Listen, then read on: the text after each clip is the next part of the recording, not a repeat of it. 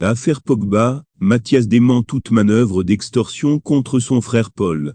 Retrouvons-nous juste après le générique pour la suite.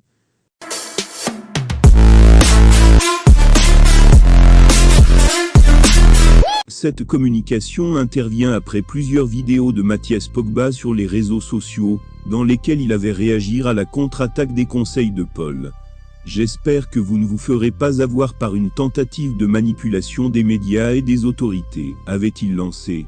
Dans son audition face aux enquêteurs français en août, Paul avait assuré avoir été intimidé à plusieurs reprises par une bande d'individus. Selon les informations de RMC Sport, Paul Pogba a subi une extorsion dans un appartement de la région parisienne, dans la nuit du 20 au 21 mars, la veille du rassemblement de l'équipe de France. Selon sa déposition du 9 août devant les enquêteurs de l'Office central de lutte contre le crime. Le 14 juillet dernier, 3 jours après sa signature à la Juventus, 3 individus s'étaient présentés au centre d'entraînement de la Juve, et avaient demandé à rencontrer Paul Pogba.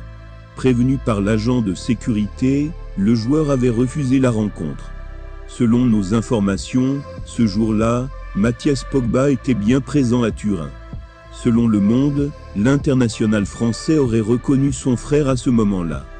2 jours plus tard, Paul Pogba avait décidé de porter plainte auprès de la police italienne. La justice transalpine transmettra le 1er août le dossier aux autorités françaises, qui ouvriront une enquête 2 jours plus tard. Organisé, au Clocco, Pogba raconte alors que 2 individus cagoulés armés d'un M16 et d'un fusil d'assaut surgissent d'une pièce de l'appartement. Ils lui réclament la somme de 13 millions d'euros pour avoir soi-disant assuré sa sécurité durant les 13 dernières années.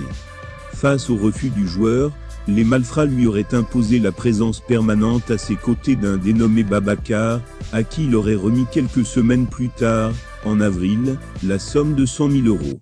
C'est déjà fini. N'oubliez pas de souscrire.